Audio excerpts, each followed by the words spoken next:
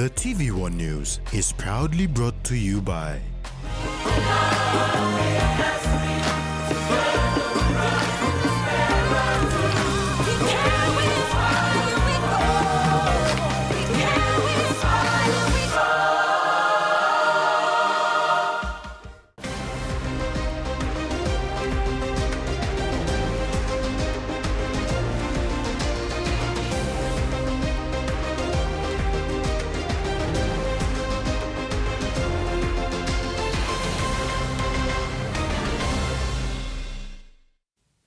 Good evening, this is Sunday's news.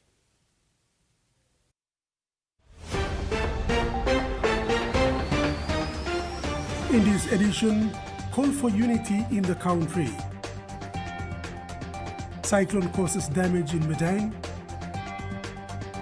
And under-19 women crickets set for test.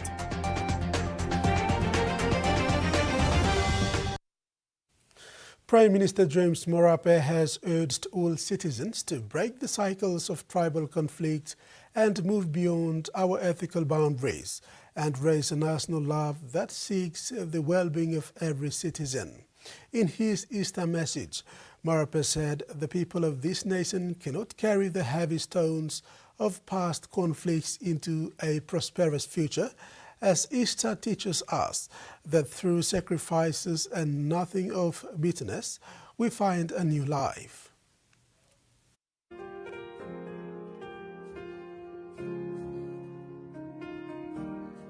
Prime Minister James Moripi in his Easter message emphasized the importance of breaking free from conflicts and moving towards a unified national identity. He calls on all citizens to embrace love and compassion that transcends ethnic and racial boundaries. PM Moripi highlighted the need for collective well-being. The Prime Minister reminded the nation that the lessons of Easter encourages perseverance and transformation and urged people not to let the burdens of past conflicts weigh down their prospects for a prosperous future. He underlined the significance of forgiveness, calling on community leaders, youth, families, and elders to foster peace within their homes. To build a greater Papua New Guinea, we must move beyond our ethnic boundaries and embrace a national love that seeks the well-being of every citizen. Crucial to this journey is forgiveness. We cannot carry the heavy stones of past conflicts into a prosperous future. Easter teaches us that through sacrifices and letting go of bitterness, we find new life. I call upon every community leader, every youth, every husband, every elder to find the courage of forgiveness. He called for change within families, which should start now. The Prime Minister further stated that only through change can impact the nation. Let us break the cycles of tribal conflicts and wanton favoritism that has held us back. Forgiveness is not a sign of weakness, it is rather the sign of ultimate strength. It is the only foundation for a united nation. Finally, we seek peace. The risen Christ's first word to his followers after resurrection was, "Peace be with you." Peace is more than the absence of fighting. It is the presence of justice, safety, and mutual respect. It is a Papua New Guinea where our children go to school without fear, and our mothers trade in safety. And so, as your Prime Minister, I want to ask you, I try to live by these values, but me and government alone is not enough. Government cannot heal a nation's heart. That work belongs to you and me individually. He said even in recent days, misunderstandings and all dimensions have cast shadows over communities, but Easter offers a chance to be on a different path.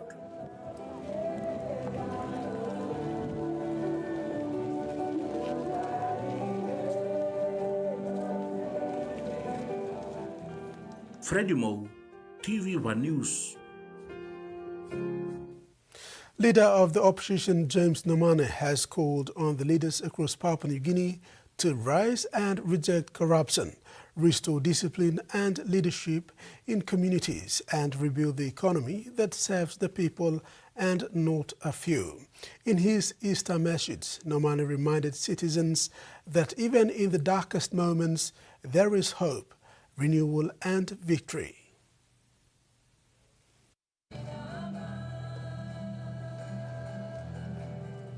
In his Easter message, leader of the opposition, James Nomane, urged leaders across the country to unite in the fight against corruption and reinforce discipline and responsible leadership.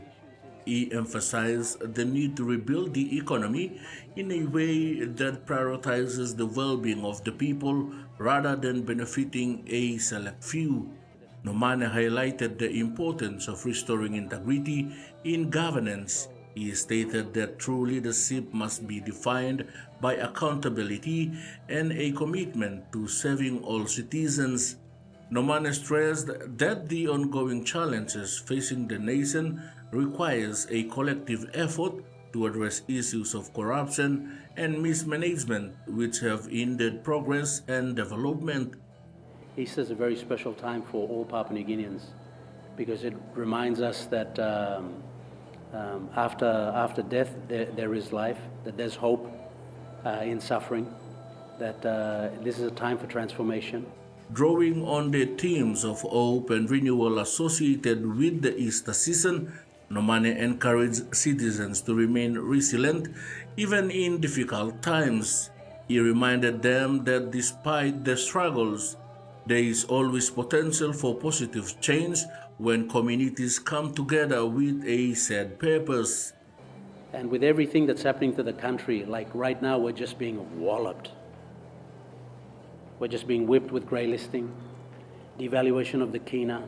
There's a cost of living crisis that's affecting all Papua New Guineans, that's exacerbated and made worse because of price gouging, because of an inefficient supply chain linked throughout the country.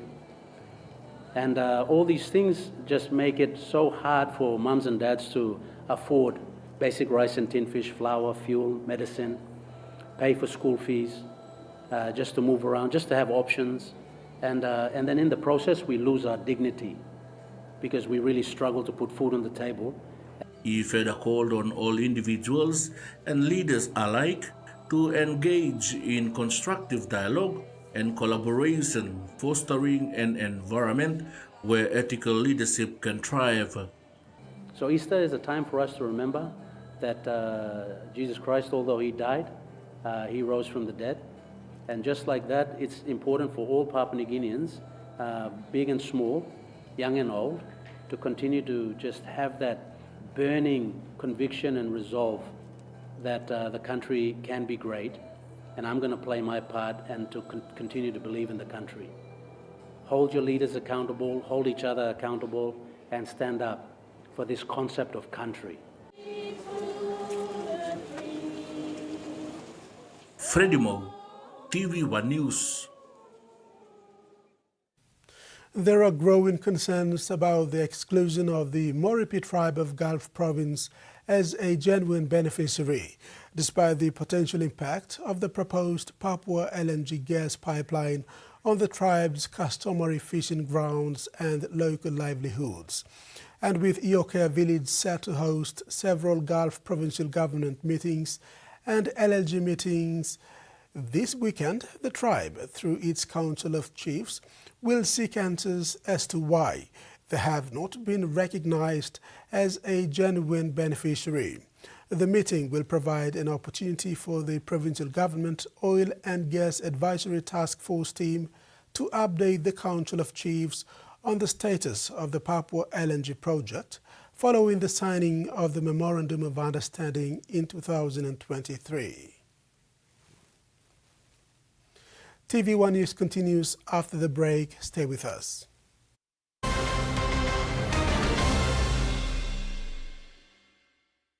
Banking doesn't have to be complicated. With PSP's One Talk Wallet, control your money wherever, whenever. Dial *131#, enter your PIN, select cash in or out, and generate a secure code to withdraw cash. It's the only wallet for cardless ATM withdrawals. Send and receive funds, pay for goods and bills, or withdraw cash with ease. All with PSP's One Talk Wallet. PSP's One Talk Wallet. Money made easy. Dial *131# today.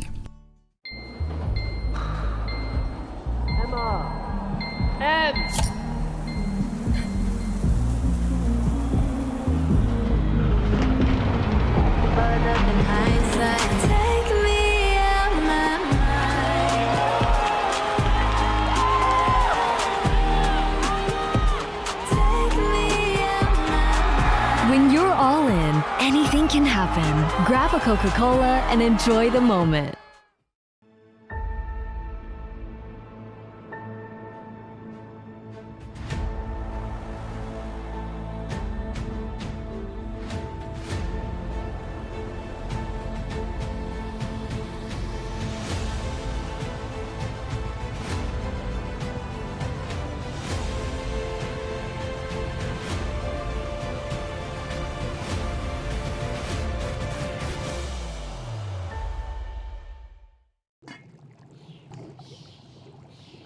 Hiya, Mama.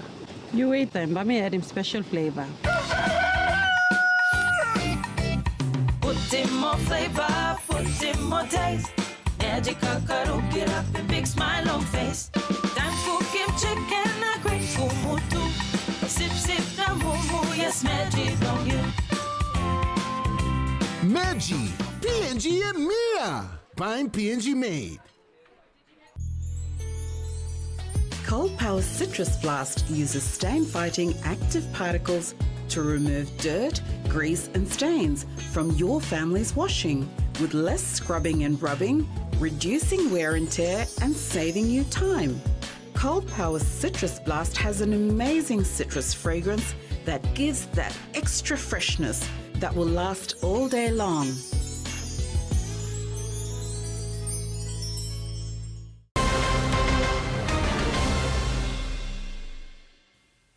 Welcome back. A tropical cyclone caused damages in Madang, with strong winds and heavy rain battering the province overnight. The storm hit on Saturday evening, forcing people gathered at Laiwadan Oval for an Easter crusade to disperse as conditions worsened. Power outages were reported, while fallen trees and damaged power lines disrupted road access. Island and coastal communities were the hardest hit, with reports of damage to homes and infrastructure, while inland areas were less affected. Authorities have issued ongoing gale and strong wind warnings, urging sea travellers to avoid travel. The National Weather Service says the storm remains active. Residents are advised to stay alert and follow official updates. The fast-flowing Imagidandi River has long been a barrier for communities in wards 9, 10 and 11 of East Okapa LLG. Now, with the completion of this 14-meter footbridge, residents of Yagusa and surrounding villages can cross safely. The fast-flowing Imagindandi River has been a barrier for communities in wards 9, 10, and 11 of East Okapan. Now, with the completion of this 14-footbridge, residents from Kamata, Yusabi, and surrounding villages can cross safely. Eastern Islands Governor Simon Sia officially opened the bridge on April 2. Under DSIP funding, they have delivered 10 footbridges and 40 water supply projects across the province, he said. On behalf of the Yagusa community facilitator, Simon Kibeto said the project may look small to some, but for his people it is vital. He said, "Our leaders often don't see the burdens and struggles we face every day. I want to personally thank Governor Sia and BRM Construction for this project." He added that students from Okapa Central will now cross safely to attend Okapa Secondary School instead of risking the river during rainy seasons. For Yagusa, this footbridge is more than steel and timber. It is a lifeline, a promise of connection, and a symbol of government service finally reaching their land after 50 years. Joanna Pile, TVWAN News. Tokwa Airport in East New Britain Province closed operations temporarily this morning due to heavy rainfall in the area. The National Airports Corporation, after midday today, cleared the runway for operations after closely monitoring this situation. Flights resumed operations at 1 p.m. this afternoon after clearance was given. The Tokwa runway is now safe for travel. Other areas of East New Britain have also been affected by the continuous heavy downpour. Meantime, in neighbouring West New Britain, the villages in Biala, Nakanai district are also faced with heavy flooding. Environmental groups in Indonesia are sounding the alarm over increased deforestation in the country as the government presses ahead with security, national food and energy security. Millions of hectares of forest have been cleared on the island of Sumatra, leading to devastating floods that killed more than 1,000 people late last year. We've come to the north of the Indonesian island of Sumatra to Aceh to see the scale of deforestation, one of the reasons why deadly floods and landslides were made so much worse last year. A rare cyclone formed on the equator, Cyclone Senyar, in November brought devastating floods and landslides to the communities on the island of Sumatra, killing more than 1,200 people and displacing hundreds of thousands of people. I just want to show you that scale of the deforestation that environmental groups say made these floods worse. You can see that there's basically a sea of logs that's been brought down into this community. Nearby, there are palm oil plantations, which has caused immense land clearing. This deforestation has meant the land has lost its ability to act like a sponge, turning heavy rain into incredibly dangerous runoff. One local environmental group described this disaster not just as nature's fury, but one that was amplified by decades of deforestation. 4.4 million hectares of forest has been lost in Sumatra since 2001. That's more than the size of Belgium. Indonesia's forestry ministry has agreed and has blamed poor forest management as playing a role in this disaster. We've seen that the permits of dozens of companies have been torn up by President Prabowo Subianto in response to these devastating floods as well, and 6 companies are now being sued. But environmental groups say that it's too little too late.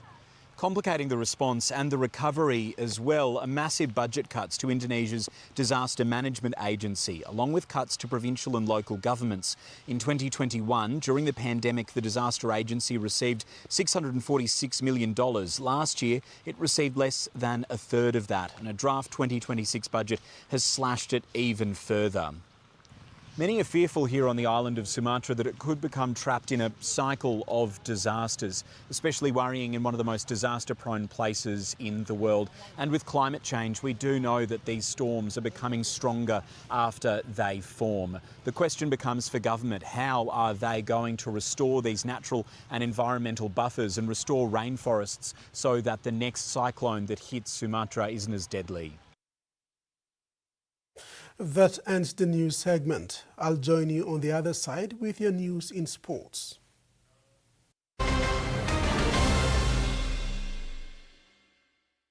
For too long, banking has felt out of reach for many. But now, PSP's One-Took Wallet is here to change that. Send and receive money, pay bills, and top up. It's your money, wherever, whenever. Because at PSP, we are committed to improving how our customers connect to our One-Talks, to our family, to the ones we love. PSP's One-Took Wallet.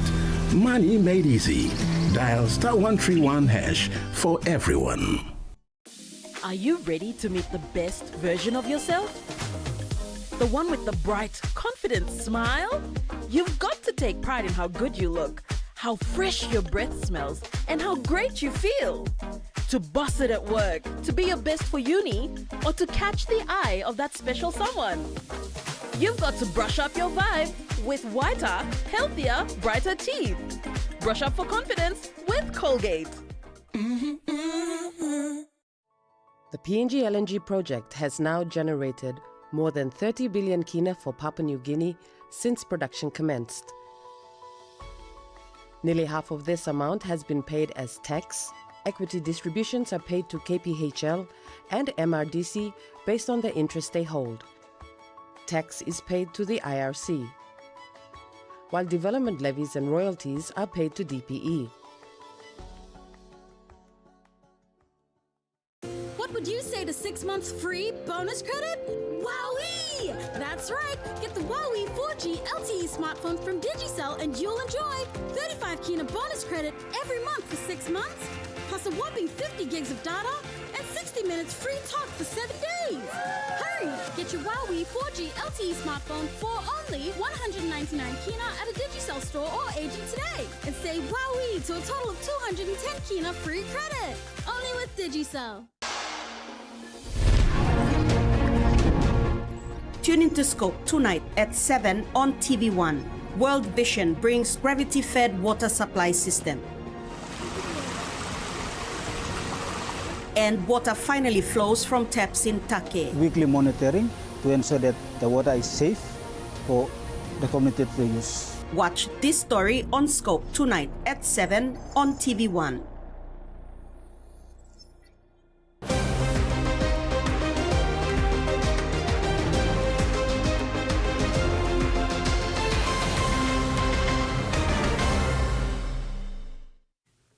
In sports, the PNG Under-19 women's team, the Ciales, are in high spirits and ready to host Samoa, Fiji, Vanuatu and Thailand in the 2026 East Asia Pacific ICC Under-19 Women's T20 qualifier at Amini Cricket Park from April 8 to 13th.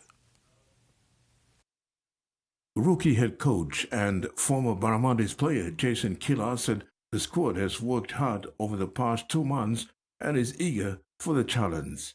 Yeah, the girls can't wait to get in that field to play some good cricket, and we can see the talents from there. Yeah. But yeah, it's very exciting, and I can't wait to watch some cricket. Our last training will be on Monday, and it will be good from here. We'll finish, and then we'll go in a camp. With all the girls coming in from home and then straight to camp, and it will be another opportunity for us to get in touch and then get the team bonding as well. Killer expressed confidence in the team's chances, but stressed they will treat every opponent with respect. Yeah, yes, we have to just concentrate on game by game, and then the result come our way, and it will come on our way. But then we just have to go, like I said, not to get them lightly, but take them as a serious competitor as well. And they have been playing as well. So yeah, I know the girls are very prepared, and they can face them and do whatever they want to do. That's up to them, but they have to enjoy their cricket as well and life as well. PNG's campaign opens on Wednesday against Fiji, a fixture Killer described as an important match that will set the benchmark for the team moving forward. The 5-team event is being played in a round-robin format, with the side finishing on top qualifier for the ICC T20 World Cup in January 2027. Our Wednesday game will be against Fiji. It's going to be afternoon. Test day game will be against Vanuatu again. That will be on afternoon as well. And then Friday off. Saturday will be morning game against Samoa, and Monday against Indonesia will be in the morning as well. The Samoan Under-19 women's team was the first to arrive in Port Moresby on Good Friday and played a practice match on Saturday against a select Under-19 side from the Port Moresby Cricket Association. The remaining teams are scheduled to arrive over the next couple of days ahead of the tournament start. Terry Longwood, TV1 Sports. Samoa's Under-19 girls have arrived in Port Moresby, eager to make their mark at the East Asia Pacific Under-19 Women's T20 World Cup qualifier. The team was involved in a practice match yesterday against a select Under-19 women's team from the domestic Port Moresby Association Cricket.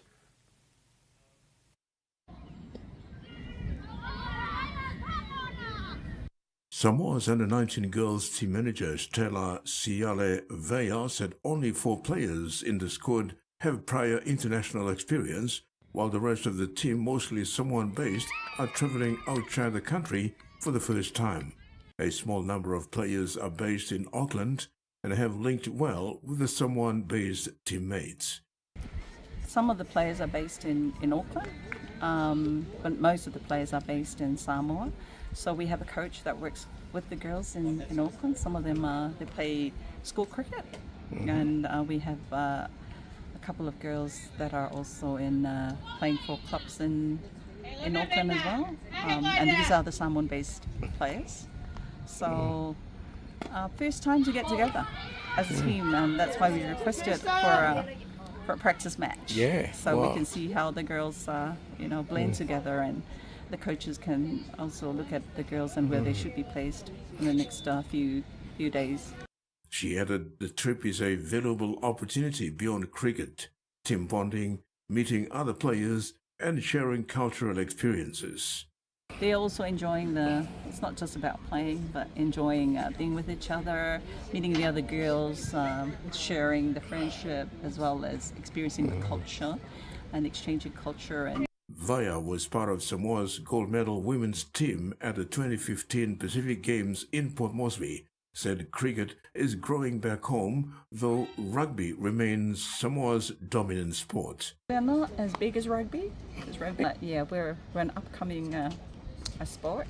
We punch above our weight. Yeah. And we're doing really well for ourselves. So, yeah. The Samoan side are among teams competing in the EAU Under-19 qualifier at the Amini Park in Port Moresby, where they will face hosts PNG as well as Fiji, Vanuatu and Indonesia. Terry Longwood, TV1 Sports. Brisbane Broncos star Reece Walsh will have surgery on a fractured cheekbone and is facing 4 to 6 weeks on the sidelines. The Broncos confirmed scans had revealed Walsh sustained a fracture during the 26-12 win over Gold Coast in Rabina on Saturday night. A little overlap. The injury occurred at the same time Walsh suffered a Category 1 HRA late in the first half.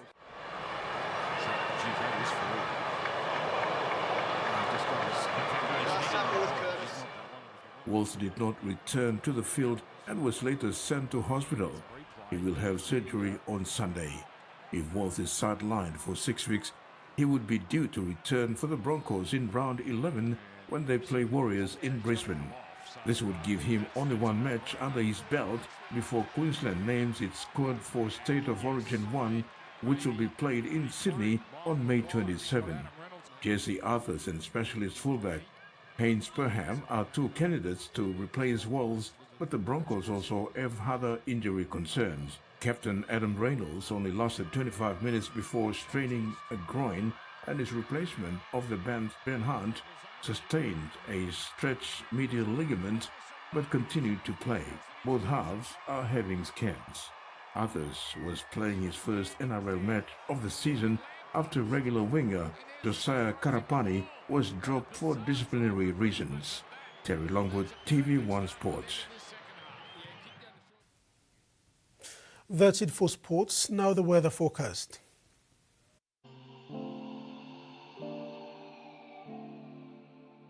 In regional focused, southern Port Moresby, Kerema and Daru, cloudy periods, then brief showers, Alatau, rain showers and possible thunderstorms. Momase, Madang, Wewak and Vanimo, partly cloudy, then few showers.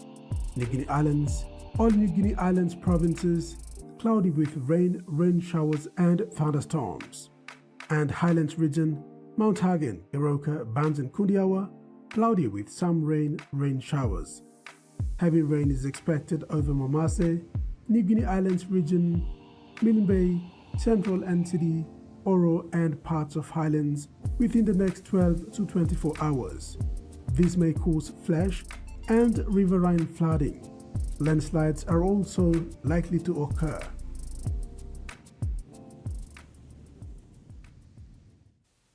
And that wraps up the news this Sunday. Pleasant viewing. Good night.